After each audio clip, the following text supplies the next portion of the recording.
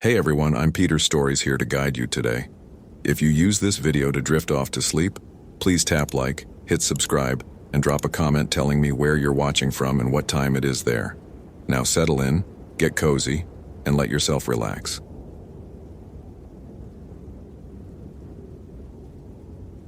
My name is Christopher, and I saw Brittany for the last time 3 meters ahead of me on the trail before she simply disappeared. It was October 15th, 2015, my third week as a forest ranger at Pine Ridge National Forest. The autumn air carried that crisp bite that should have felt refreshing, but instead made my skin crawl with something I couldn't name yet. I was conducting my first solo patrol, desperate to prove to my supervisor that the academy hadn't wasted their time on me. Brittany Morrison, 22, blonde, wearing a bright red hiking jacket that should have made her impossible to lose sight of. She'd approached me at the trailhead around 2 p.m., asking about the difficulty level of the Whisper Creek Trail. Standard stuff. I'd given her my best professional ranger voice, the one I'd practiced in the mirror, explaining the moderate terrain and reminding her to stay on marked paths.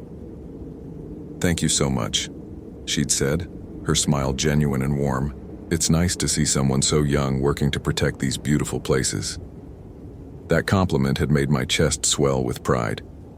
Finally, someone who saw me as a real ranger, not just a kid playing dress-up in government khakis. I'd offered to escort her to the first mile marker. Purely professional, I told myself, though part of me wanted to extend the conversation. She'd accepted, and we'd walked together down the pine needle-carpeted trail, talking about her job as a veterinary student, her love of nature photography. The forest felt different that afternoon. The usual chorus of birds seemed muted, like someone had turned down nature's volume. Even the wind through the pines sounded wrong, hollow. But I was too focused on not tripping over roots or saying something stupid to pay attention to my instincts. We'd just passed the old lightning-struck oak, a landmark I'd memorized during training, when I bent down to retie my boot. Standard issue rangers, still stiff and giving me blisters. When I straightened up, maybe 10 seconds later, Brittany was gone. Not walked ahead, not stepped off trail. Gone. "Brittany," I called out, my voice cracking slightly. The sound died in the unnatural stillness. I ran ahead, checking behind trees, calling her name until my throat was raw. Her red jacket should have been visible for hundreds of yards in any direction. The trail was straight, no curves or obstacles to block my view. I checked my watch, 3:17 p.m. I'd looked down for maybe 8 seconds. People don't just vanish. I radioed dispatch with shaking hands. "Unit 23 to base, I have a missing hiker on Whisper Creek Trail, mile marker 1. "Copy that, Unit 23. Can you describe the circumstances?" How could I explain that I'd lost a person like misplacing car keys? Female, early 20s, red jacket, was hiking alone. Last seen, I swallowed hard. Last seen 3 minutes ago. The search began immediately. Within an hour, the trail swarmed with senior rangers, dogs, even a helicopter. They found nothing. No tracks leaving the trail, no torn fabric caught on branches, no scent for the dogs to follow. It was like Brittany Morrison had been erased from existence. That was 6 hours ago. Now at 9:23 p.m. I'm walking that same stretch of trail with a flashlight that keeps flickering despite fresh batteries. The official search was called off until morning, but I couldn't leave. Wouldn't leave. My supervisor, Ranger Martinez, had ordered me to go home, get some rest. "Not your fault, kid," he'd said, but I caught the doubt in his eyes. The unspoken question, how do you lose someone in broad daylight? I'd nodded, played the part of the obedient rookie, then snuck back onto the trail as soon as the parking lot cleared. My Honda Civic sat alone under the single working streetlight, looking as abandoned as I felt. The forest at night is a different creature entirely. Every shadow could be hiding something. Every creak of settling wood sounds like footsteps. My flashlight beam cuts through the darkness, but somehow makes everything beyond its reach seem darker, more menacing. I'm retracing our exact route, hoping to spot something the official search missed. My GPS shows I'm approaching the lightning oak where I'd bent to tie my boot. where I'd failed in the most basic task of keeping someone safe. The temperature drops suddenly, and my breath fogs in the flashlight beam. October in Oregon can be unpredictable, but this feels different. Colder, like stepping into a walk-in freezer. That's when I see her, a figure in white standing just beyond the reach of my flashlight. My heart hammers against my ribs as I raise the beam higher, and the figure disappears. Hello? My voice echoes back to me, smaller and more frightened than I intended. Is someone there? Silence. Then, carried on a breeze that doesn't touch the trees around me, I hear it. Christopher. My name, spoken in a voice I don't recognize. Female, hollow, like someone calling from the bottom of a well. I sweep the flashlight in wide arcs, hands trembling. Nothing. But the temperature keeps dropping, and now I can see my breath in thick puffs. The smell hits me next, something sweet and rotten, like flowers left too long in a vase. Who's there? I call out, trying to sound authoritative. Ranger training. Project Confidence. This is a restricted area after dark. The laughter that answers makes my blood freeze. It's not quite human, too musical, too perfect. It echoes from everywhere and nowhere surrounding me. Christopher, you let her die. What? No, I spin around, flashlight beam dancing wildly. Who are you? Where's Brittany? But I know I'm alone. The rational part of my brain, the part trained in search and rescue protocols, knows I should leave. Report this to Martinez. Let the experienced rangers handle whatever psychological breakdown I'm obviously having, but the guilt is stronger than logic. If someone knows what happened to Brittany, I have to find out. I push forward down the trail, following the path we'd taken that afternoon. Every few steps I catch glimpses of white in my peripheral vision, but when I turn to look directly, nothing's there. My radio crackles with static, making me jump. I adjust the frequency, trying to raise base camp, but only get more static. Strange. I had perfect reception earlier. Unit 23 to base, I try anyway. Unit 23 requesting backup at Whisper Creek Trail. The static clears for just a moment and a voice comes through. Christopher, why didn't you save me? It's Brittany's voice. I'm sure of it. The same warm tone she'd used to thank me earlier, now twisted with accusation and pain. Brittany? Brittany, where are you? I'm running now, flashlight beam bouncing crazily as I crash through undergrowth. I'm coming, I'm going to find you! Branches tear at my uniform, roots try to trip me, but I keep going. The voice seems to come from just ahead, always just ahead, leading me deeper into the forest. If this story is giving you chills, smash that follow button for more supernatural horror. What would you do in Christopher's situation? Comment below. The trail disappears beneath me sometime around 10 p.m., but I don't notice until I'm scrambling up a steep incline that definitely wasn't on any of the maps I'd memorized.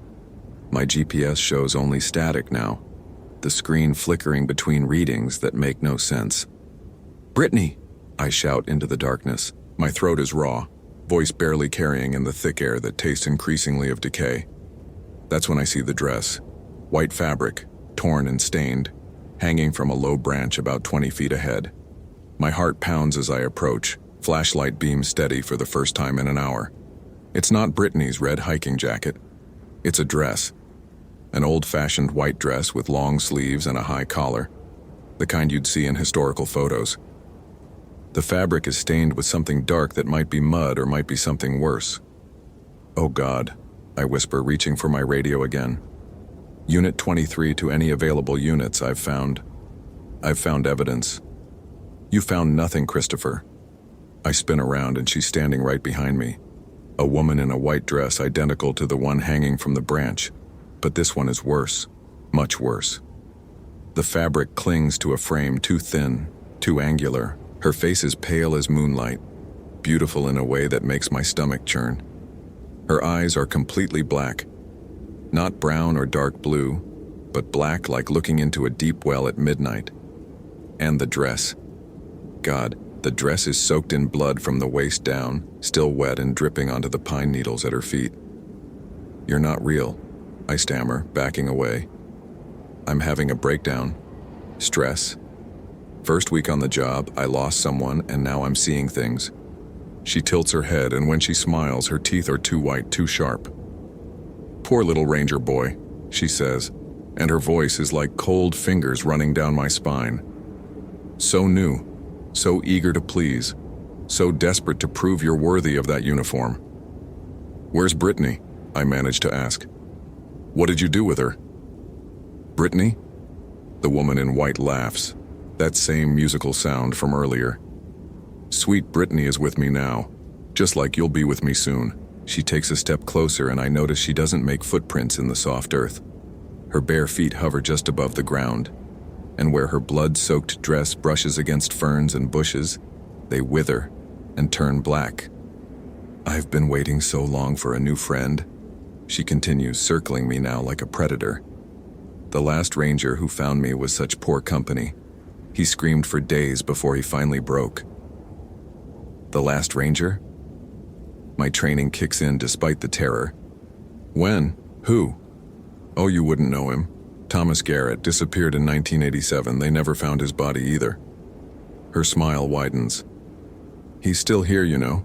Still running through these trees, trying to find his way home. Still calling for help on that old radio of his."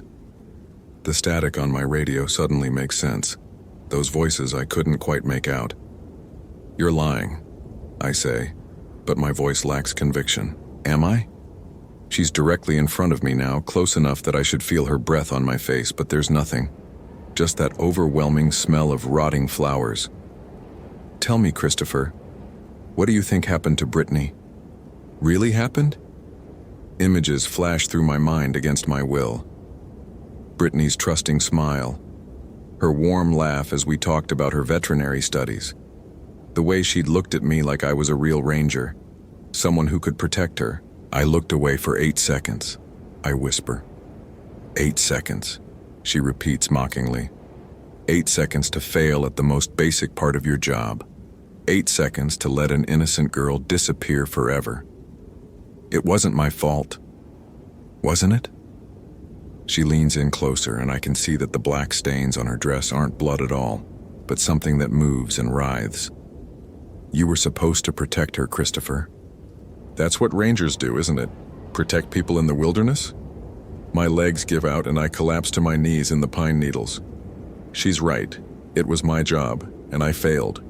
Brittany trusted me, and I let her vanish because I was too focused on impressing her, too concerned with proving I belonged. There's my good boy, the woman in white coos, running cold fingers through my hair. Now you understand. You killed her just as surely as if you'd pushed her off a cliff. Please, I sobbed, just tell me where she is. Let me fix this. Oh, you can fix this, Christopher. You can join her. Join us. No more guilt, no more shame, no more pretending to be something you're not. She gestures to the forest around us, and for the first time, I notice we're not alone.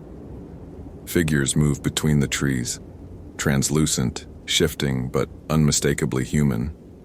Men and women in various states of decay and despair, all wearing the clothes they died in. My collection, she says proudly. Everyone who's ever wandered too far into my forest. Everyone who needed saving. I spot him then, a figure in an older ranger uniform, the kind they wore in the 80s. His face is gaunt, eyes hollow, but the name tape on his chest clearly reads Garrett. He looks at me with such profound sadness that I want to look away, but I can't. His mouth moves, but no sound comes out. Then I realize he's mouthing words. Run. Thomas tried to warn people too. The woman in white says casually, posted signs, filed reports about unusual incidents on this trail. His supervisor thought he was having a nervous breakdown, ordered psychological evaluation. Funny how history repeats itself. She's right. In a few hours, Martinez will find my abandoned car in the parking lot. They'll search for me, find nothing, and eventually assume I had some kind of breakdown over losing Brittany. Another rookie who couldn't handle the pressure. Unless She continues, reading my thoughts. You'd prefer a different story. You could walk out of here, Christopher. Go home to your little apartment, pretend none of this happened. Let everyone think Brittany just wandered off and got lost. Happens all the time in national forests. What's the catch? No catch, just a simple trade. Her smile shows those two sharp teeth again. You give me someone else instead. Someone who trusts you. Someone who would follow you into the woods. My phone buzzes with a text message, somehow getting signal where my radio can't. It's from my girlfriend, Sarah. How was your first solo patrol? Can't wait to hear about it. Still on for that hike this weekend? The woman in white reads over my shoulder, her cold breath making me shiver. Sarah seems lovely, and she trusts you, doesn't she? Thinks you're her big, strong ranger boyfriend who can keep her safe in the scary woods. No. The word comes out stronger than I expected. I won't trade Sarah for myself, and I won't abandon Brittany. Her expression shifts, beauty twisting into something inhuman and furious. Then you'll join them both. She lunges at me with fingers that have become claws, dress billowing around her like smoke. I roll to the side, ranger training finally kicking in over terror, and scramble to my feet. You can't run from me forever, Christopher, she shrieks, her voice now like breaking glass. I know these woods better than you ever will. I am these woods. I run anyway, crashing through undergrowth, following what I hope is still the direction of the trail. Behind me I can hear her pursuit. Not footsteps, but the sound of wind through dead leaves growing closer. My flashlight dies just as I stumble into a small clearing I don't recognize. The moon provides just enough light to see that I'm surrounded by standing stones arranged in a rough circle. They're not natural, too regular, too perfectly placed. In the center of the circle I see her. Brittany. She's sitting with her back against a large stone, still wearing her red hiking jacket. Her eyes are open but unfocused, staring at nothing. She's breathing but barely, each breath a struggle. Brittany! I rush toward her, but stop short when I see the thin silver cord wrapped around her throat, extending up into the darkness above us. It pulses with a faint light, and I realize it's not a physical cord at all, but something else. Something that connects her to the shadows between the stones. She's not dead, Christopher, the woman in white says, materializing at the edge of the circle. Not yet, but she's mine now. Has been since the moment you failed to protect her. Let her go, I demand, though my voice shakes. Take me instead. I don't want you instead. She steps into the circle and the stones begin to glow with the same silver light as the cord around Brittany's neck. I want you both. I want you to watch her fade away, knowing it's your fault. I want you to carry that guilt forever here with me. There has to be another way. There is. Her voice becomes almost kind again. Kill her yourself. End her suffering quickly, and I'll let you go home. You can tell everyone she had an accident. Fell from a cliff, maybe. Animal attack. No one will question a ranger's report. I look at Brittany, so young and innocent, breathing those labored breaths. I think about my knife, regulation issue, sharp enough to make it quick and painless. I think about going home, having a normal life, never speaking of this night again. No, I say finally. I won't do it. Then you're both mine. The woman in white raises her hands, and more silver cords begin to form in the air around me. But something else happens. The stones around us begin to crack, light bleeding from the fissures. Thomas Garrett steps into the circle. The ghostly ranger looks more solid now, more real. Behind him come others, all the spirits I'd seen in the forest, no longer translucent but glowing with their own inner light. She's held us here for decades, Thomas says, and his voice carries clearly now. Fed on our guilt, our regret, our failure. But you broke the pattern, son. How? You chose to save someone else instead of yourself. That's what breaks her power. That's what sets us free. The woman in white screams, a sound like tearing metal, as the spirits surround her. The silver cord around Brittany's neck begins to dissolve. This isn't over, the woman shrieks as the spirits pull her toward some distant darkness I can't see. She's still mine. You still failed. Maybe, Thomas says, placing a firm hand on my shoulder. But failure ain't forever if you learn from it. The spirits fade with the first light of dawn, taking the woman in white with them. The stone circle crumbles into ordinary rocks and fallen logs. Brittany takes a deep, shuddering breath and opens her eyes. Christopher, she says weakly. What happened? I was following the trail, and then... Animal attack, I tell her, helping her to her feet. You hit your head, been unconscious all night. We need to get you to a hospital. She nods, accepting the lie because it makes more sense than the truth. As we make our way back toward what I hope is the trail, she looks at me with something like admiration. Thank you, she says. You saved my life. I want to tell her she's wrong, that I failed her completely, that I'm not the hero she thinks I am. But maybe that's the lesson, that being a real ranger isn't about never failing. It's about what you do after you fail. Just doing my job, I tell her. Later, after the ambulance has taken Brittany to the hospital for observation, after I've filed my report about the animal attack and overnight search, I sit in my car in the empty parking lot and think about Thomas Garrett. According to the files Martinez shows me, Ranger Garrett was reported missing in October 1987. His car was found in this same parking lot. The official report concluded he suffered a psychological breakdown and wandered off into the wilderness. Happens more than you'd think, Martinez tells me. The isolation, the pressure, especially for new rangers. That's why we have the buddy system now. That's why you should have waited for backup last night instead of going back out alone. He's right, of course. I violated protocol, put myself and potentially others at risk, but I also saved Brittany's life. Am I going to be disciplined? I ask. Disciplined? Martinez laughs. Kid, you found a missing person who'd been unconscious in the woods for 8 hours. The family's calling you a hero. The superintendent wants to commend you for dedication above and beyond the call of duty. As I drive home, I think about heroes and failure, about the thin line between success and disaster. I think about Brittany, safe in a hospital bed, and Sarah, waiting for me to call and tell her about my first real case. I also think about the woman in white, and wonder if she's really gone or just waiting for the next guilt-ridden soul to wander into her web. But mostly, I think about Thomas Garrett, and all the other spirits who chose to help instead of harm, who found redemption in sacrifice instead of drowning in their failures. Maybe that's what being a ranger really means.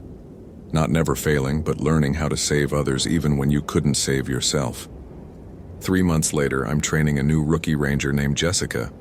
As we walk the Whisper Creek Trail together, I point out the lightning-struck oak, the stream crossings, all the landmarks she needs to memorize. What's the most important thing to remember? I ask her. Never leave your partner, she recites from the manual. That's right. But there's something else. I stop at the spot where I lost Brittany, where I first encountered the woman in white. Sometimes you'll fail. Sometimes you'll make mistakes that put people in danger. When that happens, you don't give up, you don't make excuses, you find a way to make it right. Jessica nods seriously, writing in her notebook. She doesn't ask why I'm telling her this, doesn't question the haunted look I know comes into my eyes whenever we pass this section of trail. That night, I call Brittany. We've stayed in touch since the incident. She sends me photos from her veterinary classes. I update her on forest conditions for her weekend hikes. Neither of us talks about that night, about the hours she can't remember. How are you doing, Christopher? She asks. You sound tired. Just training a new ranger reminded me of my first few weeks on the job. You mean when you saved my life? Something like that. After I hang up, I sit on my apartment balcony and look out at the dark outline of Pine Ridge National Forest. Somewhere in those trees, the woman in white might still be waiting.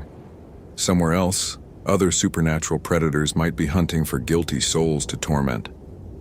But also, somewhere in those trees, the spirits of rangers like Thomas Garrett stand watch, ready to help when someone chooses redemption over despair. I think that's a fair trade. My name is Christopher, and I'm a forest ranger.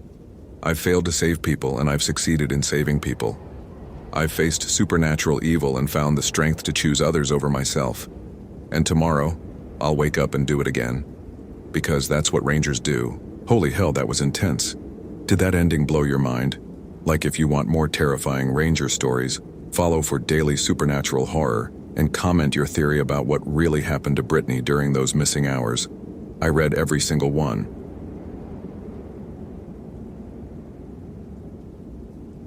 My name is Steven, and I saw Ashley for the last time 3 meters ahead of me on the trail before. She simply disappeared.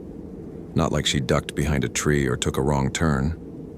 I mean, she was there, hiking boots crunching on pine needles, navy backpack bobbing with each step, blonde ponytail swaying, and then she wasn't.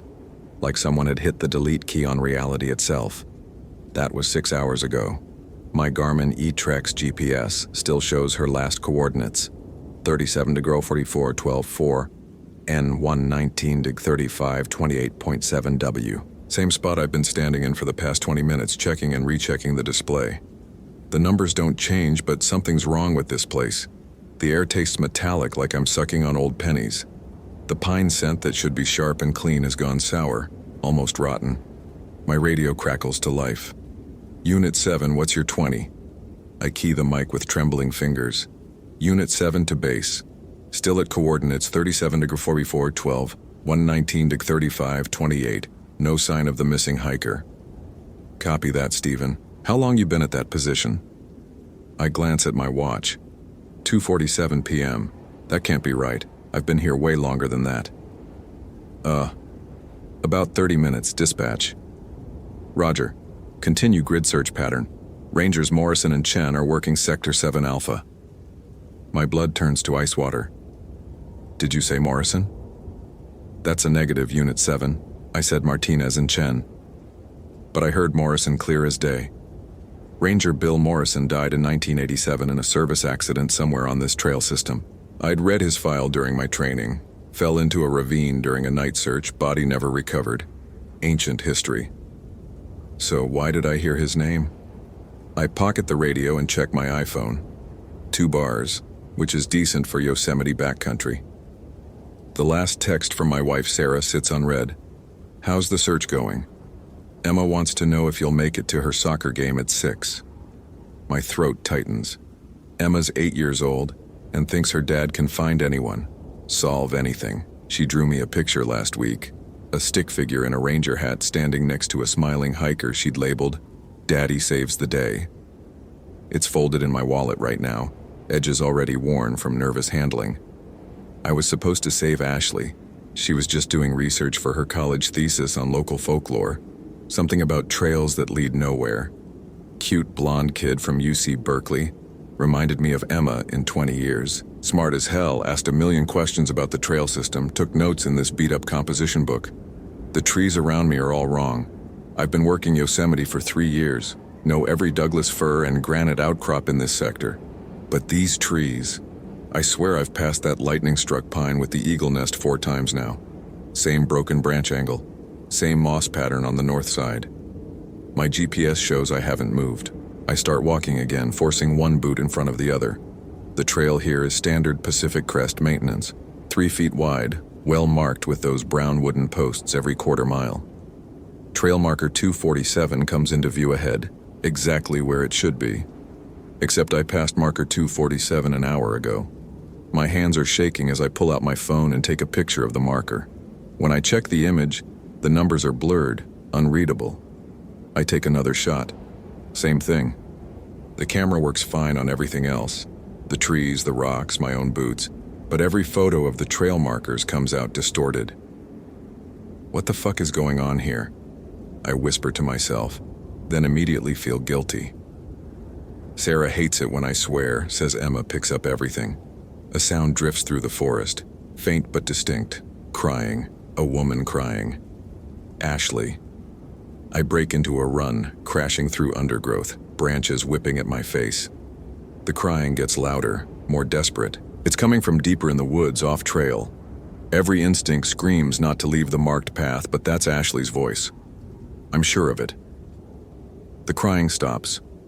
I stand in a small clearing I've never seen before, chest heaving. surrounded by unfamiliar rock formations. My GPS is spinning like a compass near a magnet. Can't get a lock on anything. The screen flickers between impossible coordinates, some showing me in Nevada, others placing me in the Pacific Ocean. "Ashley!" I shout. "Ashley, can you hear me?"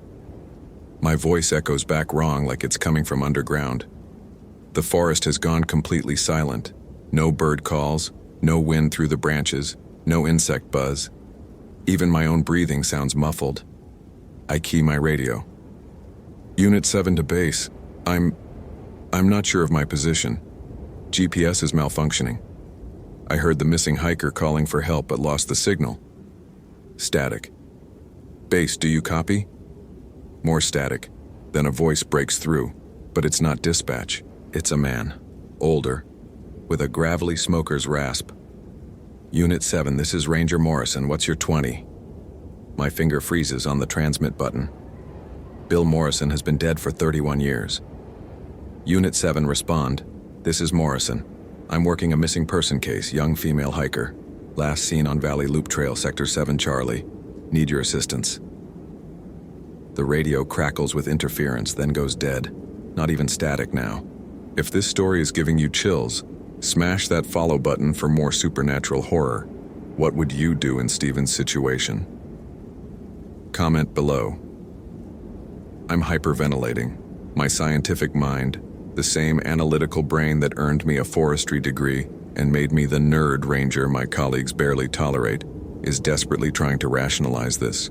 Radio interference, GPS satellite issues, altitude sickness causing auditory hallucinations. But deep down, I know I'm lying to myself. I find the trail again, or what I think is the trail.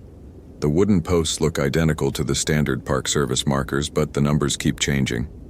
247, 251, 247 again, then 198, which shouldn't exist in this sector. The sun hasn't moved since I've been out here, still hanging at the same angle, casting the same shadows. My watch still reads 2:47 p.m., the second hand frozen between 23 and 24. I tap the crystal. Nothing. My phone shows 2:47 too. Same with the timestamp on my radio. Time has stopped. I'm walking in circles. The same section of trail over and over. That lightning-struck pine, that granite boulder shaped like a crouching bear, that fallen log Ashley stepped over right before she disappeared.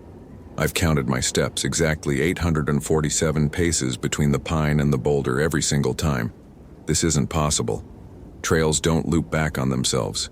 Geography doesn't lie. Physics doesn't break down just because you're scared and tired and losing your goddamn mind. But Ashley is still missing, and I'm the only one who saw what happened. I'm the only one who can find her. The radio crackles again. Morrison's voice, clearer this time. "Unit 7, I need you to follow the trail markers in reverse order. Start with 251 and work backward. That's how you find them, son. That's how you save them." "You're dead," I whisper into the radio. "You died in 1987. A pause. Then, "Did I? Are you sure about that, Stephen? Are you sure about anything anymore?" He knows my name. The trail marker ahead reads 251. If I follow Morrison's advice and go backward, but that doesn't make sense. You always search in a grid pattern. Systematic sweeps maintain your bearing. Basic search and rescue 101. Unless the rules don't apply here. Unless this isn't a normal place. I start walking toward marker 250, fighting every instinct telling me to maintain proper search protocols. My boots feel like they're made of lead. Each step requires conscious effort, like I'm walking through thick mud instead of a well-maintained trail. The forest is watching me. I can feel it, a presence behind every tree, in every shadow. My peripheral vision keeps catching movement that disappears when I turn to look. Shapes that might be Ashley, or Morrison, or something else entirely. Marker 249, 248, 247. The numbers are going down, but I'm walking uphill. That's impossible. If I'm following the trail backward, I should be descending toward the valley floor. Instead, the path keeps climbing, winding through terrain that can't exist according to the topographic maps in my head. My phone buzzes. A text from Sarah. "Stephen, You missed Emma's game. She's asking where Daddy is. Please call. The timestamp shows 8:47 p.m.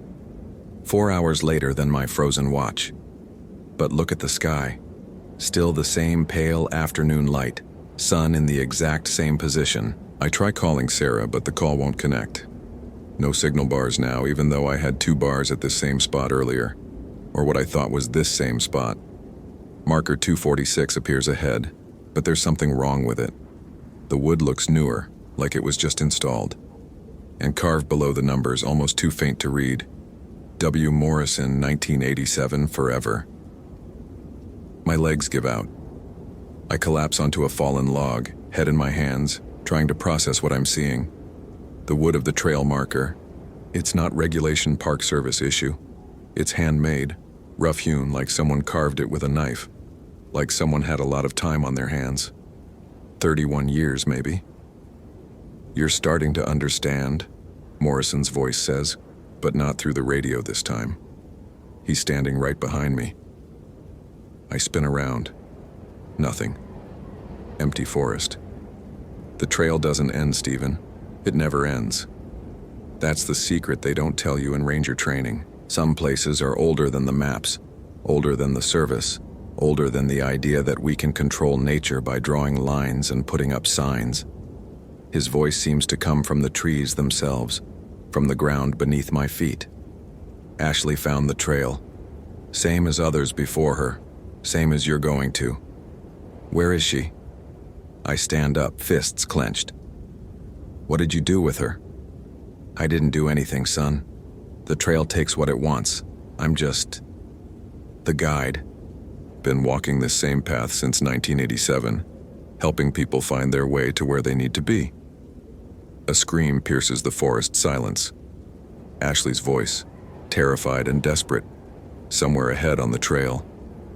I run toward the sound, crashing through underbrush, ignoring Morrison's laughter echoing behind me. The trail twists and turns through impossible geography, climbing ridges that shouldn't exist, crossing streams I've never seen on any map. Marker 245, 244, 243. Each number brings Ashley's screams closer. She's calling my name now, begging for help. The scientific part of my brain notes that sound doesn't carry that clearly through dense forest, that her voice seems to come from multiple directions at once. But the human part, the part that promised Emma I'd always save the day, doesn't care about acoustics. I burst into another clearing and freeze.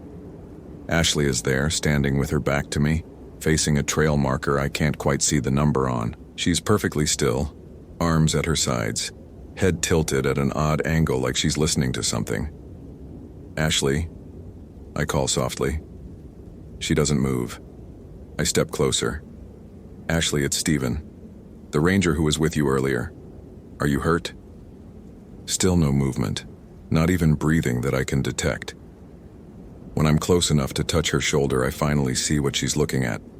The trail marker reads Infinity. Below that, carved into the wood in the same rough style as Morrison's marker. End of the line. Ashley turns around. Her face is my face. Not similar, not resembling. Identical. My own features staring back at me from Ashley's body. My own eyes filled with the same growing madness I feel creeping through my thoughts. Welcome to the trail, Stephen, she says in my voice. Population, everyone who's ever been lost. The world tilts sideways. I stagger backward, bile rising in my throat. This isn't real. Can't be real. Hallucinations brought on by stress, dehydration, altitude sickness.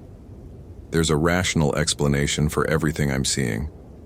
But Ashley with my face smiles, and I recognize that smile. It's the same one Emma gives me when she's figured out something I haven't, when she knows a secret I don't. You want to know the truth, Daddy? Ashley me asks. You want to know what really happens on the trail that never ends? The forest spins around me. Trees blur together into a kaleidoscope of green and brown. The ground feels soft, unstable, like I'm standing on quicksand. You become part of it, Ashley me continues. Everyone who gets lost here becomes part of the trail. We're all here, Stephen. All the hikers who disappeared over the years. All the rangers who came looking for them. All the search teams who got too deep and couldn't find their way back.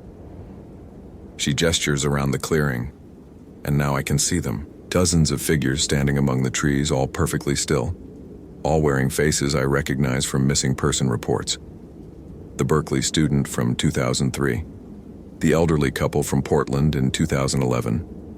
The Boy Scout troop that vanished during a winter camping trip. All of them wearing their own faces on other people's bodies like a deck of cards that's been shuffled by a madman. Morrison figured it out first, Ashley Me says. Back in '87, he realized the trail was alive, that it needed sustenance. So he made a deal. Feed it new lost souls and he gets to be the guide instead of just another victim. My radio crackles. Unit 7, you're getting close now. Just a little further and you'll understand everything.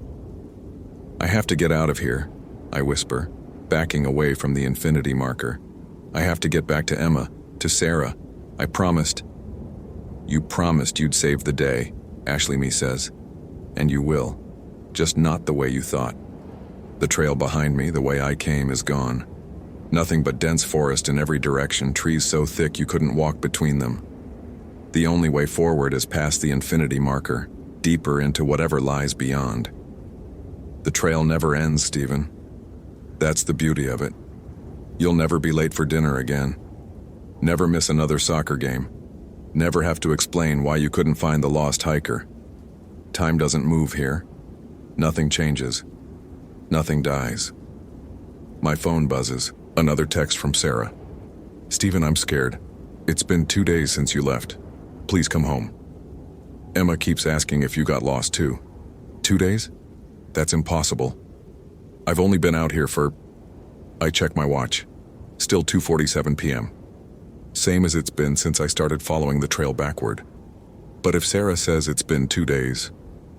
Time moves differently here, Ashley Me explains, reading my confusion. Minutes here, hours out there. Hours here, years out there. Morrison's been walking this trail for 31 years, but for him it's only been an afternoon. The figures among the trees start moving closer, and I can see they're all rangers. Different eras of uniforms, different decades of equipment, but all rangers. All people who came looking for someone and became lost themselves. We tried to warn people, one of them says, a woman in a 1970s-era uniform. Left signs, posted warnings, but they don't listen. People never listen. Because people don't believe, adds a man with a 1990s radio setup. They think they understand the wilderness, think they can map it and measure it and make it safe. But some places don't want to be safe, Morrison's voice says, and now I can see him too, standing by the infinity marker. He looks exactly like his personnel photo from 1987, mid-30s, mustache, that same confident ranger smile that hides deeper knowledge. Some places are hungry. The ground beneath my feet starts to shift and move, like I'm standing on the back of some enormous sleeping animal. The trail markers around the clearing change as I watch, numbers spinning like slot machine wheels, settling on coordinates that don't exist on any earthly map. You have a choice, Stephen, Morrison says. Walk past the marker and join us. Become part of the trail. Help us guide the lost ones. Or what? He smiles, and it's not a nice expression. Or try to find your way back. Follow the markers in the right direction this time. See if you can beat the maze. And if I make it out? Then you go home to your wife and daughter, and you never speak of this place. You file a report saying Ashley fell into a ravine and her body was never recovered. Standard wilderness fatality. Case closed. But she's not dead. No, Morrison agrees. She's not. None of us are dead, Stephen. We're just elsewhere. Somewhen. The trail takes care of us. Ashley Me steps closer and I can smell her or me or whatever she is. She smells like pine needles and fear sweat and something else. Something chemical and wrong. The trail needs new blood, Stephen. New perspectives. Your analytical mind would be valuable here. You could help us understand the patterns, figure out the mathematics of infinite space. My radio crackles again, but now it's dispatch. All units, be advised. Ranger Stevens has been missing for 48 hours. Last known position Valley Loop Trail, Sector 7 Charlie. Search teams are being organized. 48 hours. But I've only been gone since morning, haven't I? Choose quickly, Morrison says. The longer you stay, the harder it becomes to leave. The trail has roots, Stephen. It grows into you. I look at my hands. The fingernails are longer than they should be, and there's moss growing in the creases of my palms. Green and soft, like the moss that grows on the north side of trees. The infinity marker pulses with its own light now, casting shadows that move independently of any light source. Behind it, the trail continues into darkness so complete it seems solid, like walking into black paint. My phone buzzes constantly now. Text after text from Sarah, from my supervisor, from Emma's school asking where I am. The timestamps jump around randomly. Yesterday, next week, 6 months ago, 30 years in the future. I won't join you, I say finally. I'm going home. Morrison nods sadly. I thought you might say that. The smart ones usually do. He points past me, and I turn to see a single trail marker. 247. The same number where this all started. The path behind it leads into forest that looks normal, manageable, finite. Follow the markers in order this time, Morrison says. 248, 249, 250, and so on. Don't deviate. Don't look back. Don't stop until you reach the trailhead. What about Ashley? Ashley made her choice when she started researching trails that lead nowhere. She knew what she was looking for, Stephen. Some people come here on purpose. I start walking toward marker 247, but Ashley Me calls after me. Tell Emma her daddy saved the day after all. I don't look back. The trail from 247 to 248 feels normal. Real dirt, real rocks, real trees that stay in the same place when I'm not looking at them. My watch starts ticking again. 248, 249, 250. My GPS slowly locks onto actual coordinates that match the maps in my head. 248 to 249. The forest sounds return, birds calling, wind in the branches, the distant noise of traffic from the valley road. Normal sounds, human sounds, 249 to 250. My radio crackles with genuine dispatch chatter. Search Team Alpha, report your position. Team Bravo checking Sector 12. K9 unit requesting permission to expand search grid. They're looking for me. 250 to 251. I can smell the parking lot now. Exhaust fumes and hot asphalt and the artificial pine scent of car air fresheners. Civilization. Reality. The world where physics works and time moves forward and people don't wear each other's faces. At marker 252, I see the trailhead. Cars in the parking lot, search teams organizing their gear, my supervisor pacing next to the command trailer with a phone pressed to his ear. I stumble out of the forest and immediately get swarmed by paramedics, questioned by supervisors, debriefed by search coordinators. They say I've been missing for 2 days.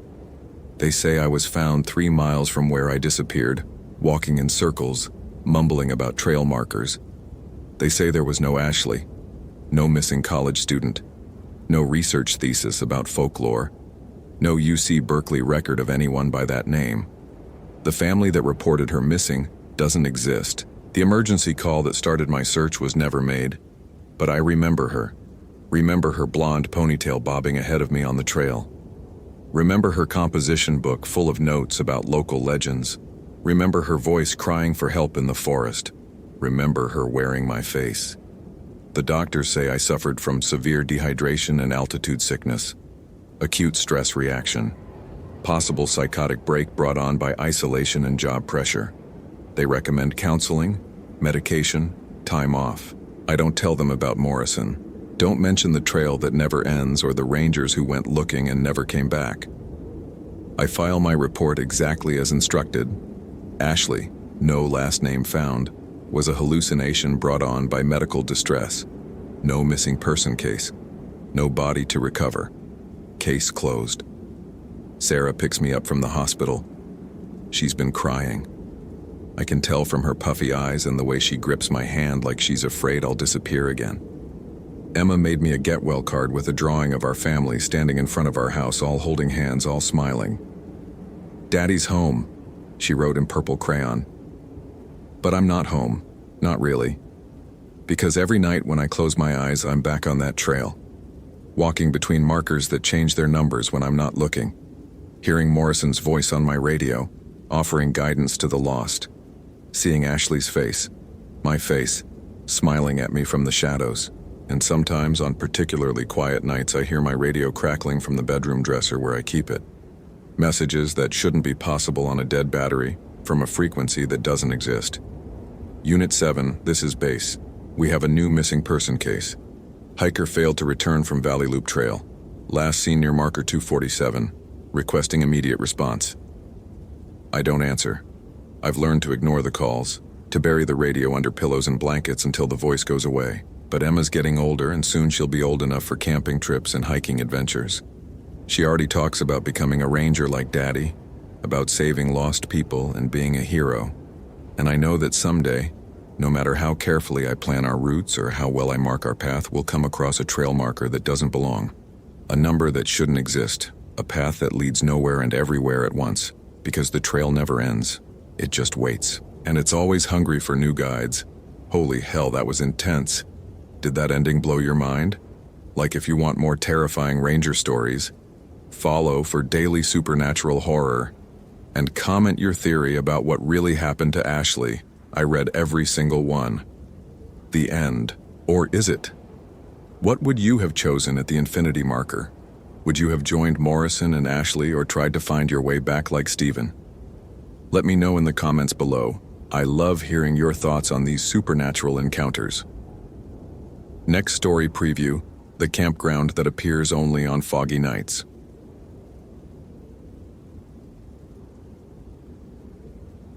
My name is William, and I should have forgotten the case of Emily, but something brought me back to that cursed forest. 3 months. 3 months since Emily Richardson, 22 years old, vanished without a trace from Pine Ridge National Forest. 3 months since I'd filed my final report, marked the case suspended pending new evidence, and tried to sleep at night without seeing her mother's tear-streaked face pleading with me to keep looking. I'd been a forest ranger for 18 years, seen missing hikers turn up dehydrated but alive, seen others we'd pull from ravines broken and cold. But Emily was different. There was no body, no blood trail, no logical explanation. Just her abandoned campsite at GPS coordinates 44.3106 degree N, 71.9992 4 degree W, with her sleeping bag still warm when we found it at dawn. My iPhone 8 buzzed against my chest at 5:47 a.m., pulling me from another nightmare about that empty campsite. The caller ID made my stomach clench. Richardson, Janet, Emily's mother. William. Her voice cracked through the speaker, raw from months of crying. I found something, in Emily's room, a diary entry from the week before she went camping. I sat up in bed, my wife Sarah mumbling sleepily beside me. "Mrs. Richardson, what did you find?"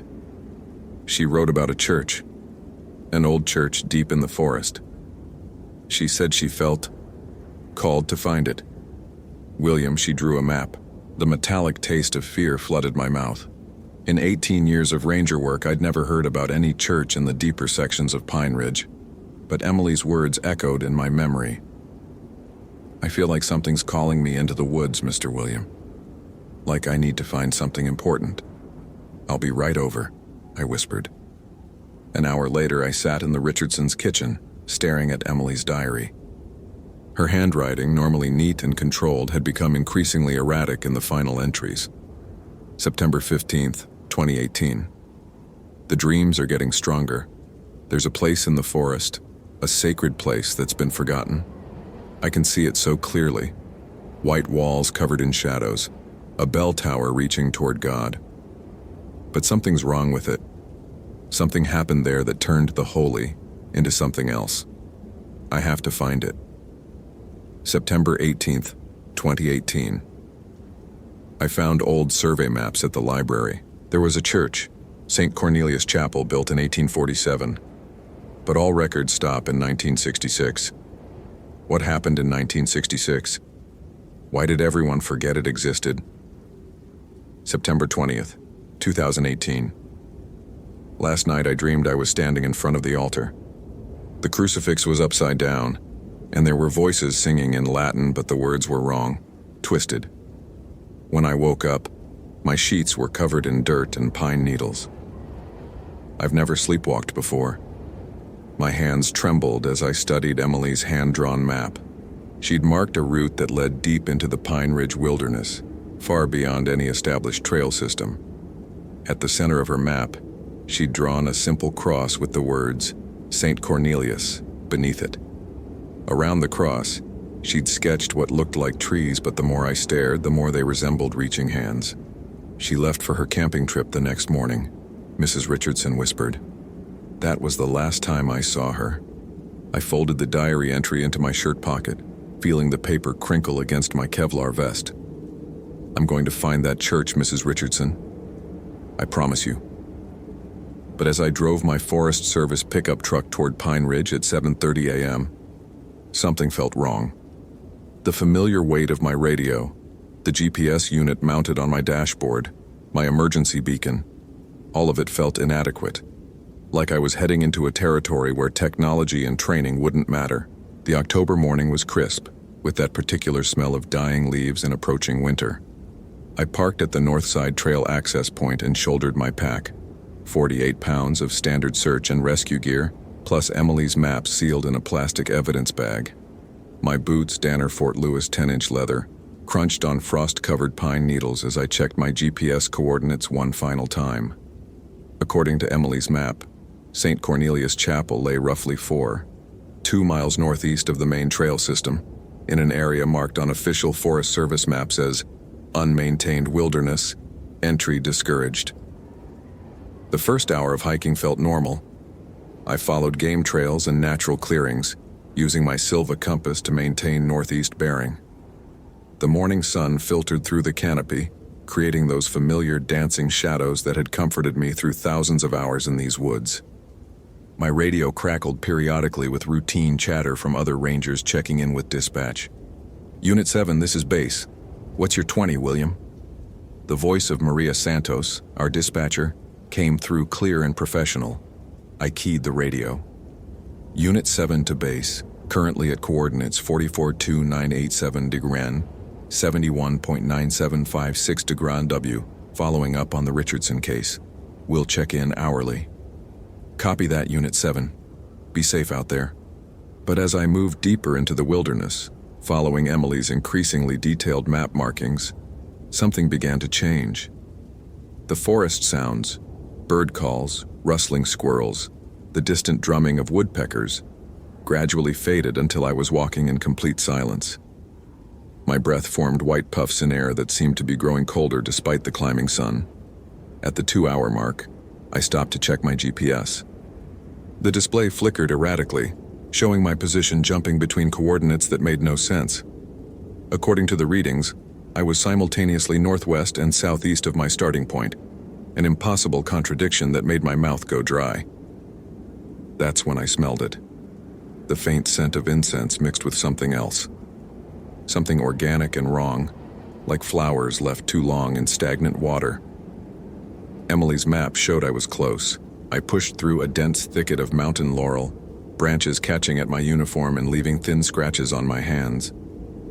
My heart rate was climbing, not from exertion, but from a growing sense of being watched. Every ranger develops intuition about when something's tracking you. A subtle shift in forest sounds, the feeling of eyes assessing your movements.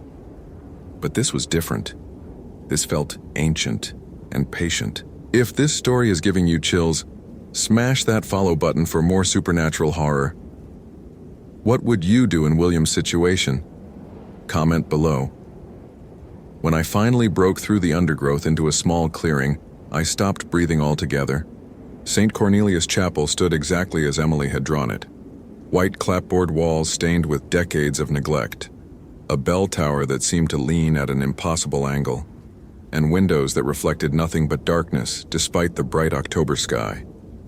But what Emily's sketch hadn't captured was the wrongness that radiated from the structure like heat from a fire. The church's door hung open, revealing an interior so black it seemed to absorb light.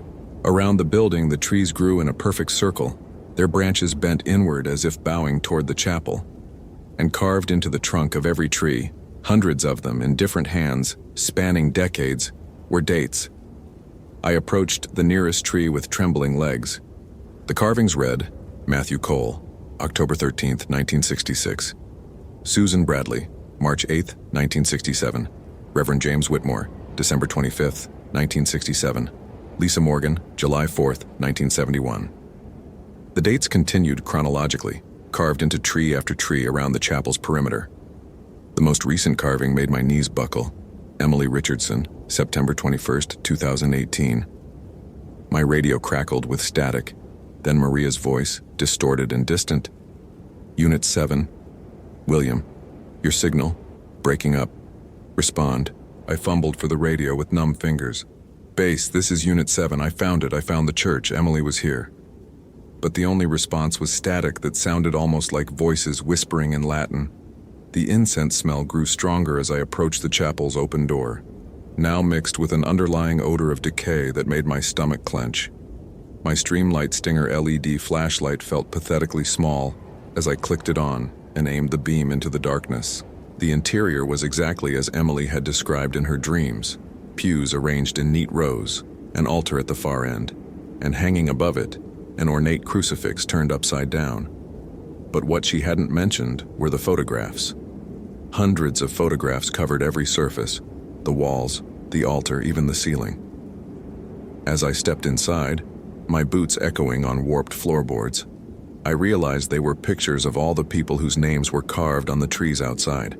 Decades of missing persons all smiling in their final photographs before they'd been drawn to this place. And there, placed reverently on the altar beneath the inverted cross, was a picture of Emily Richardson. She's beautiful, isn't she? I spun around, my hand instinctively reaching for the taser on my belt. Standing in the doorway, silhouetted against the unnatural darkness of the forest, was a figure I recognized from the photographs. Reverend James Whitmore, who should have been dead for over 50 years. But Whitmore looked exactly as he had in his 1967 photograph. A man in his 30s with kind eyes and a gentle smile, wearing clerical robes that seemed to shift and move in the stagnant air.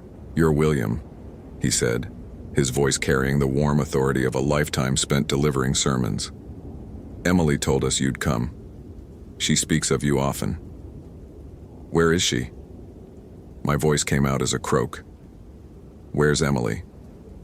Whitmore stepped into the chapel, and I noticed his feet made no sound on the floorboards. She's here, William. She's always been here. Just as you will be. The photographs on the walls began to move, subtle at first, a blink here, a smile there, but then with increasing animation. The missing persons were turning their heads to look at me, their mouths opening and closing as if trying to speak. The church calls to those who are meant to serve, Whitmore continued, gliding closer. Emily felt it, just as you're feeling it now. The pull toward something greater than your small human existence. My rational mind screamed at me to run, but my legs wouldn't obey. The wrongness of this place was seeping into my bones, making my vision blur and my thoughts scatter. This was what had happened to Emily. The church didn't just trap people, it transformed them, made them part of whatever unholy congregation had taken root here. She's in the basement, Whitmore whispered, now close enough that I could smell the grave dirt on his breath. They're all in the basement, waiting for the final service to begin. Behind the altar, I noticed a door I hadn't seen before. It stood slightly ajar, revealing stone steps descending into absolute darkness. And from that darkness came the sound I'd been dreading, Emily's voice, calling my name. William? William, is that you? Please, I've been waiting so long. I can't remember how to leave. Every instinct told me not to go down those steps, but Emily was down there, alone and afraid, and I'd promised her mother I'd bring her home. I began walking toward the basement door, my flashlight beam dancing wildly with each trembling step. Reverend Whitmore smiled and stepped aside, his form becoming increasingly translucent. "Welcome to St. Cornelius Chapel, William," he said as I reached the door. "Service begins at midnight, and it never ends." The stone steps were slick with moisture and decades of decay. As I descended, the temperature dropped so rapidly that my breath formed thick clouds. The smell of incense was overwhelming now, mixed with something that reminded me of the morgue where I'd identified bodies in my early years as a ranger. "Emily," I called into the darkness below. "I'm here. I'm coming to get you." Her voice drifted up from the depths. "Hurry, William, before the church decides you should stay too." At the bottom of the steps, my flashlight revealed a sight that would haunt me for whatever remained of my sanity. The basement was vast, far larger than the small chapel above could possibly contain. Stone columns stretched up into darkness, and between them, arranged in perfect rows like a grotesque parody of church pews, were bodies. But they weren't dead. They sat upright, their eyes open and aware, their mouths moving in silent prayer. Decades of missing persons preserved in some unholy communion, their faces bearing expressions of terrible understanding. And at the front of this nightmare congregation, still wearing the hiking clothes she'd disappeared in 3 months ago, sat Emily Richardson. She turned toward my light, and I saw that her eyes held the same awful knowledge as all the others. "William," she said, her voice carrying love and infinite sadness. "You came for me." I stumbled toward her between the rows of living corpses, my mind reeling. "Emily, we're getting out of here. Your mother's been worried sick. Everyone's been looking for you." But as I reached for her hand, she shook her head slowly. "I can't leave, William. None of us can. The church won't let us go until we've served our purpose." "What purpose? What does this place want?" Emily looked up at the stone ceiling, where I now noticed intricate carvings depicting scenes of ritual sacrifice and demonic worship. "St. Cornelius was never a real saint," she whispered. "The church was built as a beacon, a way for something ancient to anchor itself in our world. Everyone who comes here becomes part of the signal it's broadcasting." "Broadcasting to what?" Before she could answer, the stones beneath my feet began to vibrate with a low, resonant hum. The sound seemed to come from everywhere at once, and I realized it was the collective voice of everyone trapped in this basement, harmonizing in some language that predated human speech. "To its brothers," Emily said, her voice now joining the growing chorus despite her obvious struggle to resist. "There are churches like this one all over the world, William. Hidden places where the barriers are thin. And when enough people are gathered in each one, when the signal is strong enough." The humming grew louder, and I felt my own throat beginning to vibrate involuntarily. Whatever force had claimed all these people was starting to work on me too. My thoughts were becoming fuzzy, my memories of life outside the church fading like dreams upon waking. "Fight it, William!" Emily screamed, her voice cutting through the supernatural chorus. "Remember why you came here. Remember your family." "My family." Sarah's sleepy mumble when my phone rang at dawn. "My daughter Jessica's soccer game tomorrow afternoon. My son Mark's upcoming college graduation." These people, these memories were real. They existed outside this nightmare, and I had to get back to them. I pulled out my cell phone, hoping against hope for a signal, and saw something that made my heart skip: a single bar of reception. With trembling fingers, I scrolled to Sarah's contact and hit voice message. "Sarah," I whispered into the phone as the supernatural chorus grew deafening around me. "I love you. I love our kids. If something happens to me, know that I tried to save a lost girl. And whatever you do, never let anyone go looking for St. Cornelius Chapel." I sent the message and felt a tiny spark of hope when the phone showed it had gone through. Somewhere out there, in the real world, my family would know what had happened to me. But Emily was right. I couldn't leave. The church's influence was too strong now, seeping into my mind like poison. I could feel my will dissolving, my sense of self becoming part of the collective consciousness that powered whatever signal this place was broadcasting. That's when I noticed something the others had missed in their despair. Emily's hiking boot was untied, and caught in the laces was a small object I recognized. A GPS emergency beacon, the kind serious hikers carry as a last resort. "Emily," I whispered, fighting to keep my individual thoughts coherent. "Your beacon. Did you activate it before this place took you?" She looked down in confusion, then her eyes widened with desperate hope. I remember pressing the button when I first walked into the church, but the signal never went out. This place blocks everything."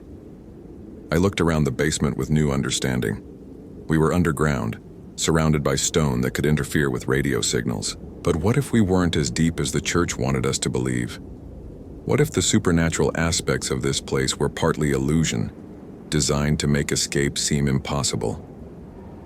Fighting against the numbing influence trying to claim my mind, I stood up from the nightmare pew where I'd been unconsciously settling.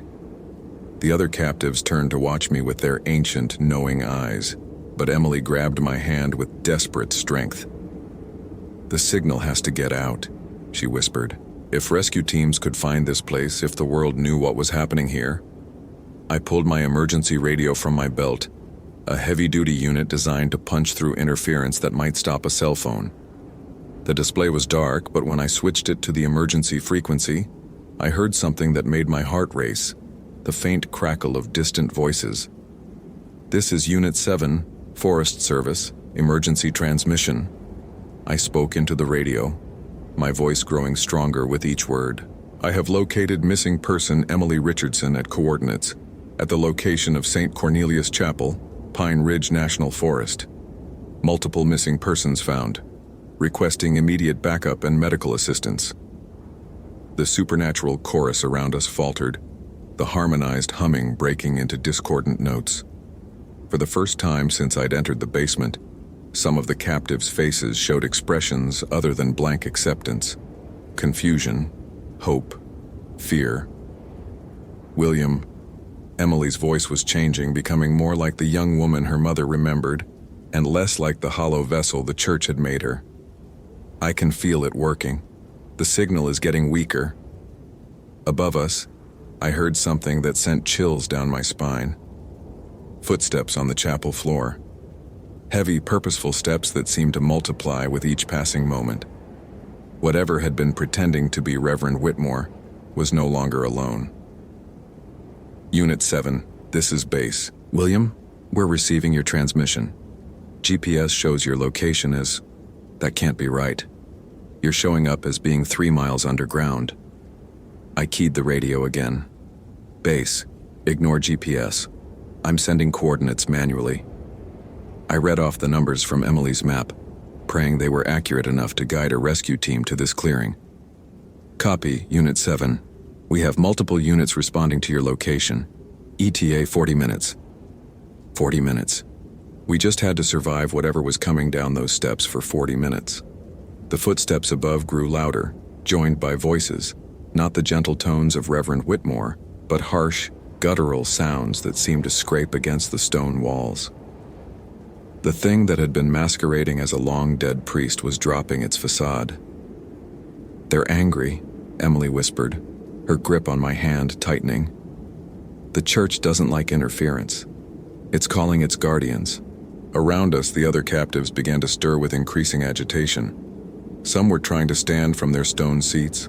Others were clawing at their faces as if trying to remember who they'd been before this place claimed them. The supernatural harmony that had held them in thrall was breaking down. "Stay close to me," I told Emily, drawing my taser. It probably wouldn't stop whatever was coming, but it was better than facing the unknown unarmed. That's when the lights went out. Not just my flashlight, though that died too, but every source of illumination in the basement, including the strange phosphorescent glow I now realized had been emanating from the walls themselves. We were plunged into darkness so complete it felt solid, pressing against our faces like a burial shroud. In that darkness, things began to move. The sound was indescribable, like hundreds of bodies sliding across stone, accompanied by breathing that was too deep, too wet, too wrong to be human. The temperature plummeted until our breath became clouds of ice crystals, and the smell of incense was replaced by something far worse, the stench of things that should have been buried long ago. "William." Emily's voice was barely a whisper beside me. "Don't let go of my hand. Whatever happens, don't let go." I squeezed her fingers and keyed my radio one more time. "Base, this is Unit 7. If you don't hear from me again, tell the Richardson family their daughter fought like hell to come home. Unit 7, what's your status? We're 15 minutes out." Before I could respond, something grabbed my ankle. The grip was impossibly strong and cold as winter stone. I was yanked off my feet, Emily's hand torn from mine as I was dragged across the basement floor. My radio went skittering into the darkness, its display light creating brief, terrifying glimpses of shapes that my mind refused to process. I managed to twist around and activate my taser, the electrical discharge creating a brilliant blue flash that illuminated the basement for one horrible moment. What I saw branded itself into my memory forever. Dozens of figures surrounding us, but they weren't the missing persons we'd found sitting in those stone pews. These were the guardians Emily had mentioned, things that had once been human but had been changed by decades of exposure to whatever force powered this unholy place. The electrical shock loosened the grip on my ankle long enough for me to roll away and scramble back toward where I'd last heard Emily. "Emily, where are you?" "Here." Her voice came from my left, stronger now than it had been since I'd found her. "William, the other people, the ones who were sitting in the pews, they're fighting back." She was right. In the darkness, I could hear sounds of struggle, voices calling out names and memories that the church had tried to steal from them. The supernatural influence was weakening as more outside signals penetrated this place, and the captives were remembering who they were. My searching hands found Emily crouched behind one of the stone pillars, and together we listened to the chaos erupting around us. The guardians were shrieking now, sounds that might have been words in some language never meant for human throats. And from above came the sound of splintering wood as something very large forced its way down the basement stairs. "The church is collapsing," Emily whispered, and I realized she was right. The supernatural framework that had held this nightmare together was falling apart as rescue teams approached and radio signals pierced the isolation that had protected this place for decades. That's when the lights came back on. But they weren't the phosphorescent glow we'd seen before. These were harsh LED beams cutting through the darkness, accompanied by familiar voices shouting tactical commands. The rescue team had found the basement entrance. "Forest Service, this is search and rescue. William, if you can hear us, call out." I'd never heard anything more beautiful than Maria Santos's voice echoing off the stone walls. "Here, we're here. Emily's with me." What happened next still feels like a fever dream. The rescue team swept through the basement with military precision, their lights revealing that most of the guardians had simply disappeared, leaving behind only empty robes and the smell of centuries-old grave dirt. The missing persons we'd found sitting in those stone pews were dazed but alive, blinking in the harsh lights like people waking from a long sleep. EMTs wrapped Emily and me in thermal blankets as we were carried up those stone steps and out of St. Cornelius Chapel. I looked back once and saw that the building was already changing, its white walls taking on the weathered gray of genuine abandonment, its windows reflecting normal sky instead of that unnatural darkness. "How did you find us?" I asked Maria as we reached the forest clearing. She looked puzzled. "Your GPS signal came through clear as day, William. Led us right to this old ruin. Though I have to say, this place isn't on any of our maps." I turned to look at the chapel one more time, but there was nothing there except the stone foundation of a building that had obviously been abandoned for decades. No photographs, no upside-down crucifix, no evidence of the nightmare we'd just escaped. Only the trees remained as witnesses, their trunks still bearing those carved dates and names, though now the carvings looked old and weathered, like historical curiosities rather than fresh wounds. Emily squeezed my hand as we were loaded into the ambulance. "Did that really happen?" she whispered. "I don't know," I admitted. "But we're going home." The psychological evaluation team cleared both Emily and me after 2 weeks of interviews and medical tests. The official report listed our experience as severe psychological trauma resulting from extended exposure to underground fungal spores, known to cause hallucinations. The other missing persons were found to be suffering from various forms of amnesia, with no clear memories of how they'd survived in the wilderness for so long. Emily moved back in with her parents and started college the following spring. She sends me a Christmas card every year, always with the same message. Thank you for keeping your promise. I returned to active duty after a month of administrative leave, but I never went back to that section of Pine Ridge National Forest. Other rangers patrol that area now, and they've never reported anything unusual about the old church foundation or the trees with their mysterious carvings. But sometimes, on quiet nights when I'm alone in the ranger station, my radio picks up signals that don't match any known frequency. Voices speaking in Latin, harmonizing in perfect chorus, calling out to something ancient and patient that waits in the spaces between our world and whatever lies beyond. I always turn the radio off when that happens. Some signals aren't meant to be answered. Holy hell, that was intense. Did that ending blow your mind? Like, if you want more terrifying ranger stories, follow for daily supernatural horror and comment your theory about what really happened to Emily. I read every single one. The end. What did you think of William and Emily's supernatural horror story? Would you have been brave enough to enter that cursed church?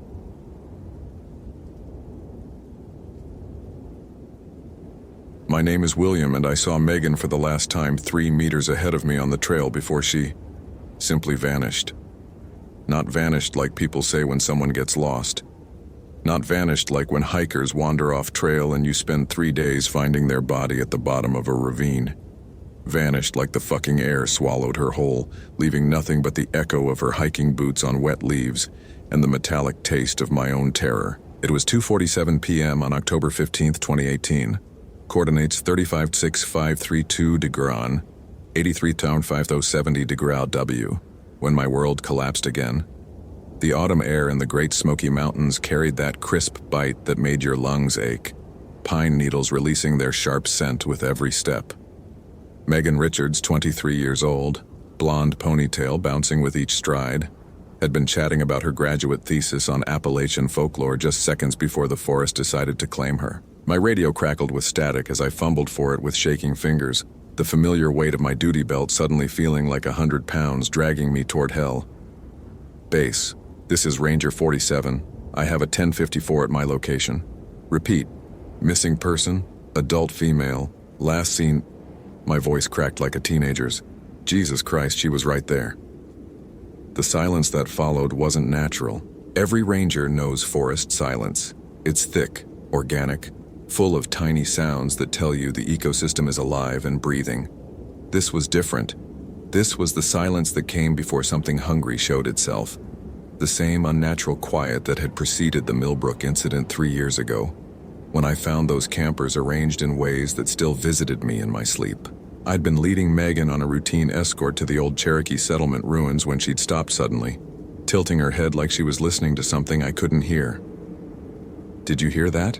she'd asked, her voice carrying that particular note of curiosity that made my ranger instinct scream warnings.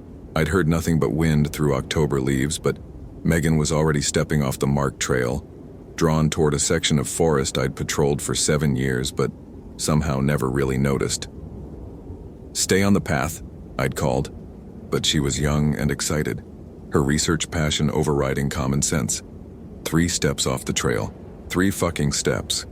And then she was gone like someone had erased her with digital precision, leaving only the faint scent of something wrong, something that smelled like old thread and formaldehyde masked with honeysuckle. My GPS unit showed her last position, but when I reached those exact coordinates, there was nothing. No footprints in the soft earth, no broken branches, no disturbed leaves. Just a perfect circle of forest floor that looked somehow too neat, too arranged, like someone had swept it clean with surgical precision. The tremors started in my hands first, spreading up my arms like electricity. I recognized the signs. PTSD flashbacks triggered by supernatural encounters had become my unwelcome specialty since Millbrook. My vision tunneled, superimposing images of what I'd found in that cave 3 years ago. 5 people arranged in impossible positions, their eyes still moving, their mouths trying to form words around threads that held them in permanent, living sculptures.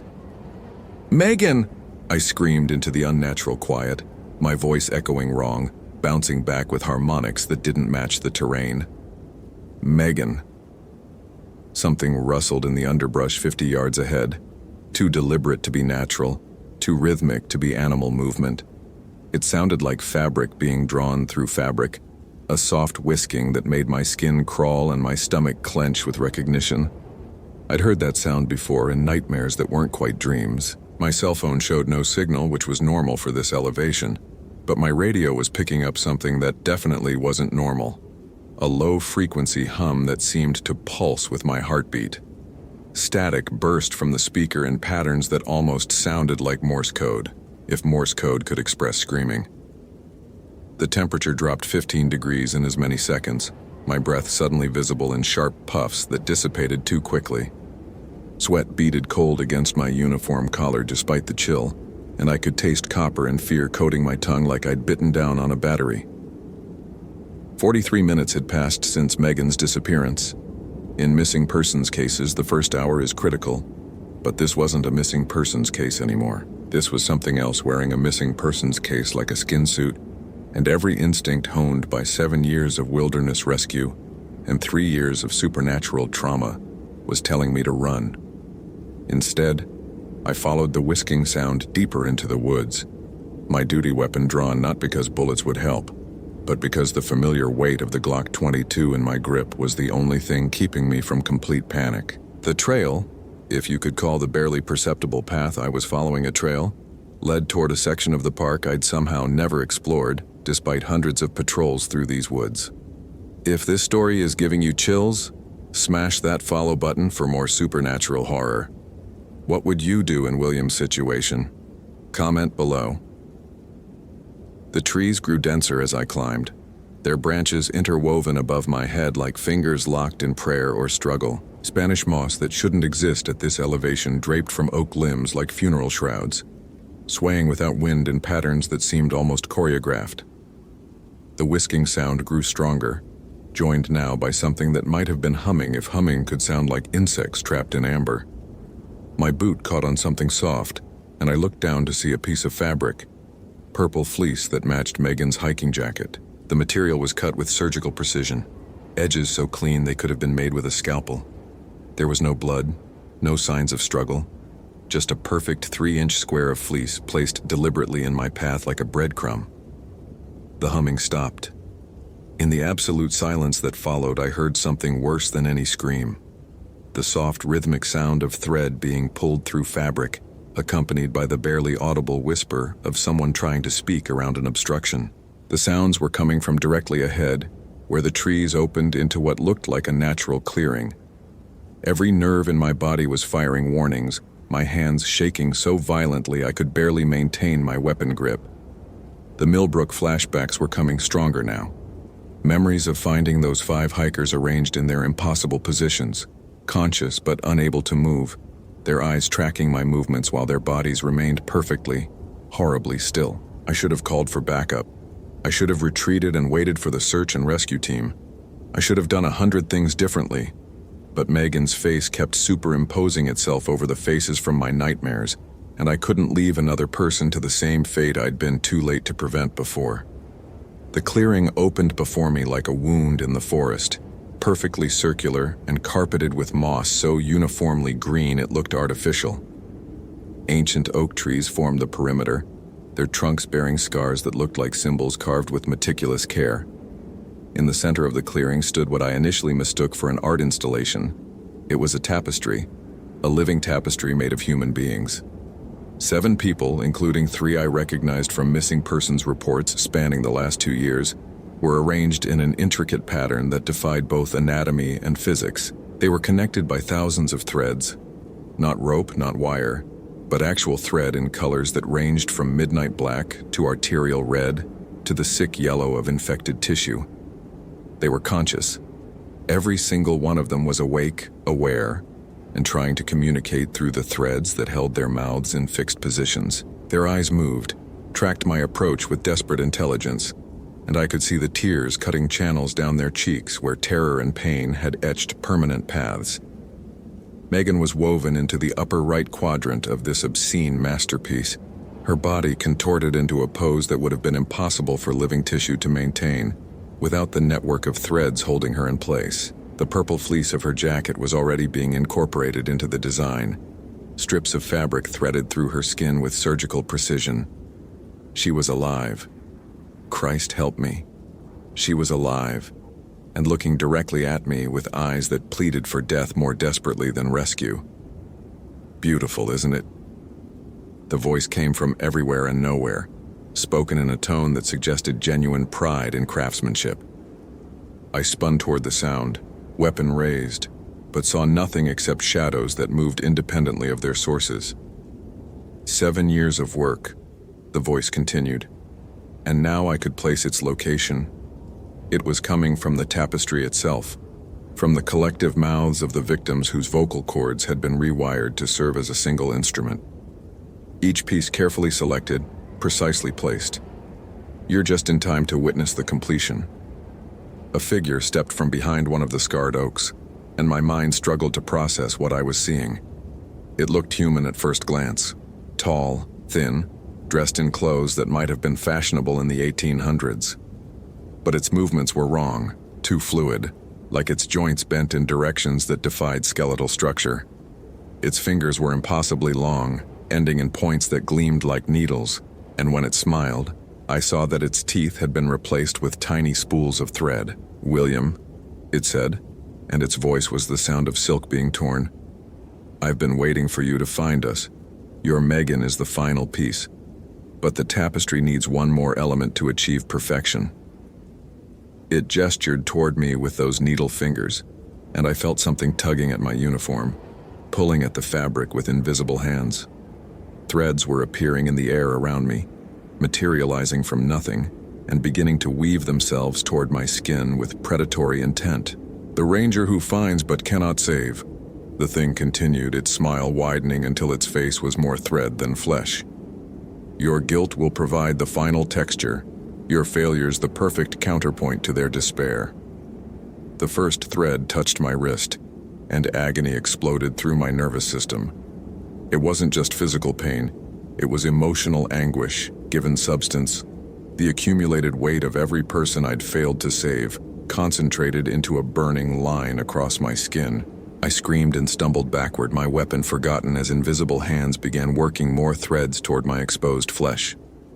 Megan's eyes found mine across the clearing, and I saw her mouth form a single word despite the threads holding her jaw. "Run." But I couldn't run. Not again. Not like Millbrook. Instead, I did the only thing my traumatized, desperate brain could think of. I pulled out my emergency flare and triggered it, sending a brilliant red light blazing across the clearing. The seamster shrieked, its form wavering like heat distortion as the light hit it. The threads in the air began to smoke and snap, filling the clearing with the stench of burning silk and something worse. "Light!" I gasped, understanding flooding through me as the creature retreated deeper into shadow. "You can't work in the light." I triggered my second flare, then my emergency strobe, anything that would push back the unnatural darkness. The seamster was screaming now, its carefully constructed tapestry beginning to unravel as the supernatural threads holding its victims dissolved in the harsh illumination. The 7 people collapsed to the forest floor, finally free but barely alive, their bodies bearing the permanent marks of the threads that had held them. Megan fell hard, her legs too weak to support her after hours of supernatural restraint, but she was breathing and her eyes were clear. Can't let it escape," she whispered as I reached her, her voice raw from screaming around thread. "It'll just find others." The seamster was retreating toward the tree line, its form already becoming translucent in the artificial daylight. But I remembered something from my supernatural encounters training. Some entities were bound to physical locations, anchored by objects or rituals. I looked around the clearing and saw them, 7 oak trees with carved symbols positioned in a perfect circle. The scars weren't random, they were a binding circle, keeping something contained. The seamster hadn't been hunting from this clearing. It had been imprisoned here, and somehow the missing persons had been drawn to it over the years. Understanding hit me like a physical blow. "The trees!" I shouted to Megan and anyone else who could hear. The symbols on the trees, they're a prison, not a workshop. But even as I spoke, I could see the carved symbols beginning to fade, worn away by decades of weather and the supernatural energy they'd been containing. The binding was failing, and when it finally broke, the seamster would be free to hunt beyond this clearing. My radio crackled to life with impossible clarity.